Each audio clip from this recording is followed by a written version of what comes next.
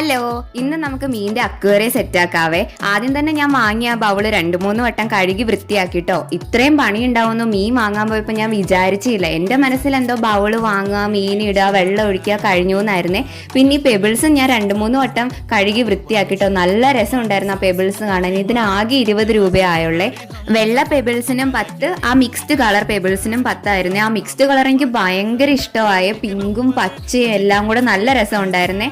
അത് ഇട്ട് കഴിഞ്ഞപ്പോഴത്തേക്ക് എനിക്ക് തോന്നി പെബിൾസ് കുറച്ചും കൂടെ വാങ്ങായിരുന്നു എന്ന്. അത് നമുക്ക് പിന്നെ ഇവിടെ വാങ്ങിയിടാവേ. പിന്നെ ഞാൻ 2 ലൈവ് പ്ലാന്റ്സ് വാങ്ങിയിട്ടുണ്ടായിരുന്നേ. ഇതിന് ഒരു പ്ലാന്റിന് 60 രൂപയായിരുന്നു. ഇതായിരുന്നു കുറച്ച് കോസ്റ്റ്ലി മീനേക്കാളും. പ്ലാസ്റ്റിക് പ്ലാന്റ് വാങ്ങാന്നാ വിചാരിച്ചത്, പക്ഷെ അതിനേക്കാൾ ഇത് നല്ലതാണെന്ന് തോന്നി. പക്ഷെ ഇതിന് കൂടുതൽ കെയർ വേണം കേട്ടോ. കാരണം ഇതിന്റെ ഇല ഇതിനകത്ത് പൊഴിഞ്ഞു വീണ് പെട്ടെന്ന് എടുത്ത് മാറ്റിയില്ലെങ്കിൽ അത് അഴുകി മീൻ ചത്തുപോകാൻ ചാൻസ് കൂടുതലാണ്. പക്ഷെ നല്ല രസം ഉണ്ടായിരുന്നു സെറ്റായി കഴിഞ്ഞപ്പോൾ. അയ്യോ, പിന്നെ ബ്രൂണോ സാറും കൂടെ ഉണ്ടായിരുന്നു കേട്ടോ നമ്മുടെ കൂടെ ഈ മീനിന്റെ വീട് സെറ്റാക്കാൻ. അവന്റെ പുതിയ ഫ്രണ്ട്സ് ആണല്ലോ. മീൻ ഇടുന്നത് അടുത്ത വീഡിയോയിൽ കാണിക്കാവേ. അപ്പം അത്രേ ഉള്ളൂ.